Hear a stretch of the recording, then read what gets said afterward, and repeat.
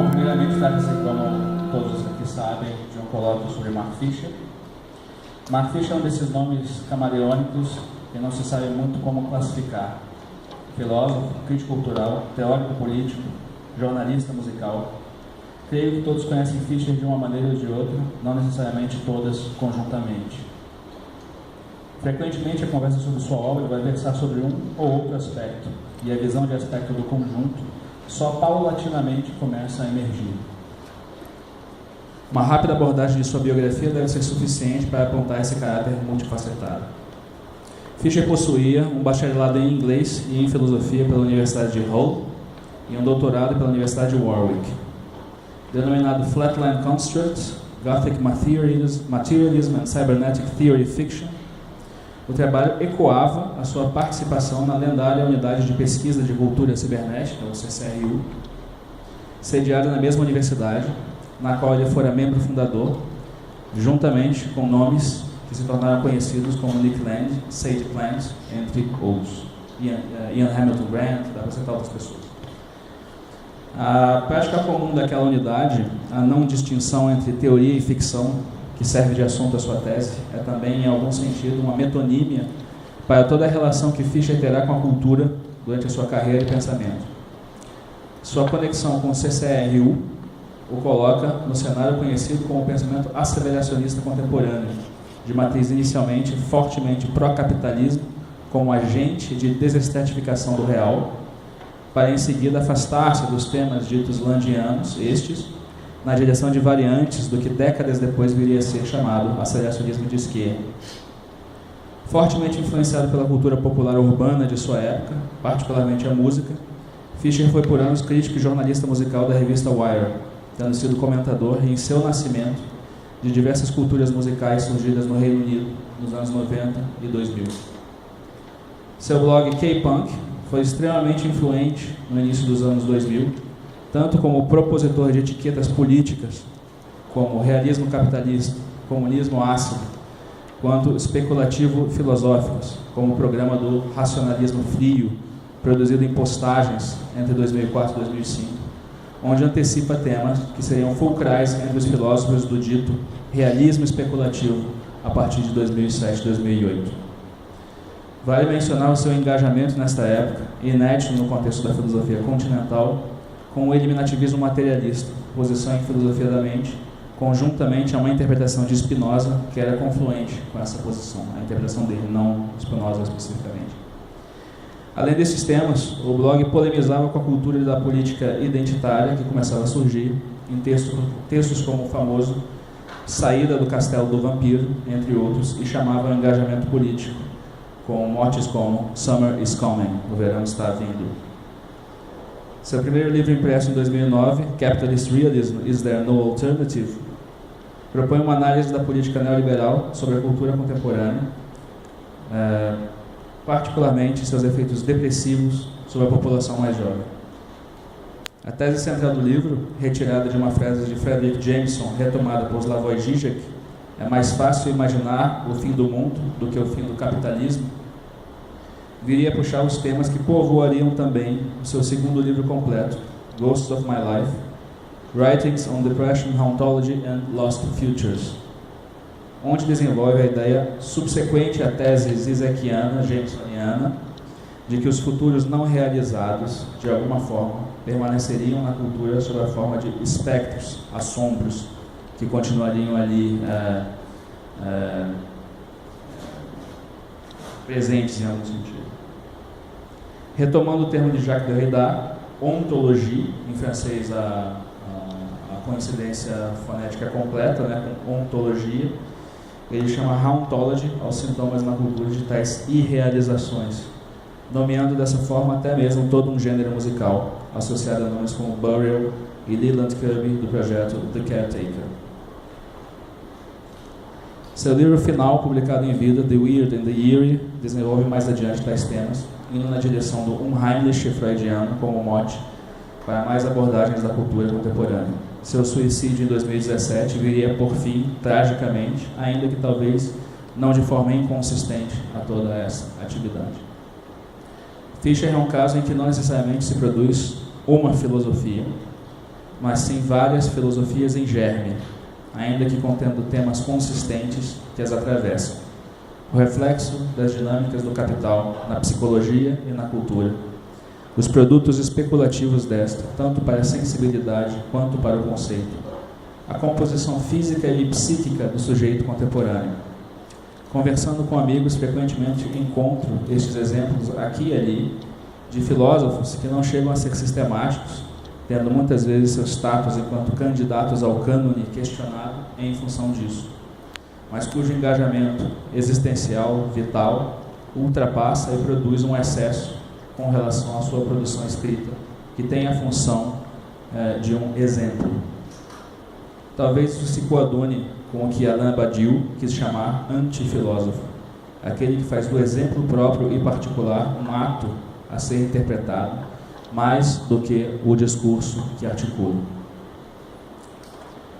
Algumas questões de objetivo e de método acabam por emergir desta breve biografia e discussão do Estatuto Filosófico Crítico da obra de Fischer, que exigiriam adaptação por parte de um colóquio organizado na universidade sobre a sua obra.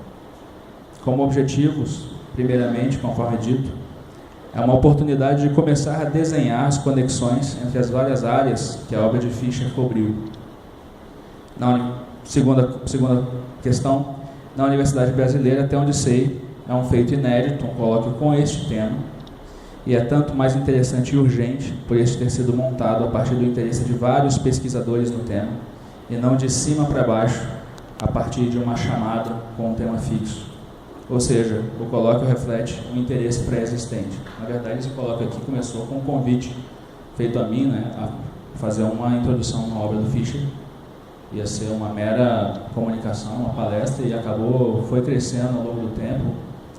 Vários colegas demonstraram interesse, muitas pessoas engajadas com a obra do Fischer, muitos pesquisadores, e aí, por meio dessa procura mesmo das pessoas que estavam estudando, o colóquio foi crescendo e virou esse monstro que está rolando agora. O caráter multifacetado da obra deste autor, em estética, política e filosofia, permite a consideração da disciplinaridade da filosofia, ainda que como tema de fundo, não necessariamente objetivado no colóquio, colocando uma pauta para tentativas futuras. Como método, refletindo esta problematização da disciplinaridade da filosofia, optamos pela organização de um evento que abre a universidade para o seu exterior e abre o exterior para a produção teórica universitária, num modelo em que uma parte teórica realizada hoje no IFIX é respondida e prolongada por atividades, algumas também teóricas e outras mais diretamente artísticas, num espaço não acadêmico, a Casa Fosso, em Santa Teresa, que terá sua estreia amanhã durante o evento. Esta ideia pretende reencenar na prática, em alguma medida, a função de gatilho para o pensamento que Fischer alocava para a produção cultural, devolvendo para a mesma em material e inspiração teórica e prática. A construção de tais circuitos produz teoria como forma de vida em tentativas de atualizar na praxis aquilo que aparece no interior da imaginação fantasmática própria do estético e político fischeriano. Mobilizar tais afetos é função deste colóquio. Uma boa maneira de concluir esta rápida exposição é com as palavras de outro destes filósofos existenciais, o crítico cultural Kodjo Eshun, em seu discurso memorial sobre Fischer. Peço paciência para a longa citação, que é metade desse texto, na verdade. Aqueles de nós que somos incapazes de nos reconciliar com a nossa existência. Aqueles de nós cuja insatisfação e desafecção, cujo descontentamento e cuja raiva, e cujo desespero subjuga-nos e excede-nos, e que se vêm buscando meios e métodos para se dar um nome, para se elegerem, para se tornarem partes de movimentos e cenas que existem em algum lugar entre seminários e subculturas, grupos de estudo e hangouts, grupos de leitura unidos pelo impulso de forjar um vocabulário, por um alvo, por um anseio, por um imperativo de consentir e não ser um ente único. Os cibergóticos, que se movem através dos sistemas de calendários da templexidade. As ciberfeministas, que se situam nos fluxos temporais do patriarcado. Os afrofuturistas, que hackeiam sistemas de cronotransferência e cronografia. Os realistas especulativos, que desmantelam as barreiras ao grande exterior. Os espectrologistas, que diagnosticam o lento cancelamento do futuro para desmantelar sua depressão forçada. Os eliminativistas, que desmontam as coordenadas da experiência. Os aceleracionistas, que aspiram decodificar fluxos. Os aceleracionistas da esquerda, que buscam construir a pilha cujas lógicas de plataforma geram nosso entrincheiramento. Os aceleracionistas de direita, que convocam o basilisco. Os aceleracionistas incondicionais, que procuram dissociar-se da esquerda e da direita. Os estudantes de Black Studies argumentam que ser negro é algo que você só pode fazer com os outros. Não sei se é possível ser negro por si mesmo, na medida em que ser negro, ou negro ser, é algo necessário e irredutivelmente social, geral e persistente. O Alt-Woke, que escreve: nossa amoralidade não é uma falta de ética, é uma disciplina emocional em resposta a ameaças existenciais globais. Um estoicismo e um pragmatismo esclarecidos são cruciais para o despertar do Alt-Woke. Os afrofuturistas mundanos que reivindicam: nós não somos aliens. Os neo-reacionários engajados em promover uma regressão drástica, altamente avançada. As xenofeministas que anunciam que o xenofeminismo indexa o desejo de construir um futuro alienígena com um X triunfante em um mapa móvel. Este X não marca destino, é a inserção de um quadro-chave topológico para que uma nova lógica se forje. As poeticistas feministas negras, que sabem que estudar a negritude anuncia o fim do mundo como o conhecemos. Os prometeanos, que consideram a revolução não como um apego apaixonado a uma fulguração negativa, mas um processo de desfazer as formas sociais abstratas que constrangem e humilham as capacidades humanas, juntamente com as agências políticas que reforçam essas restrições e essas humilhações.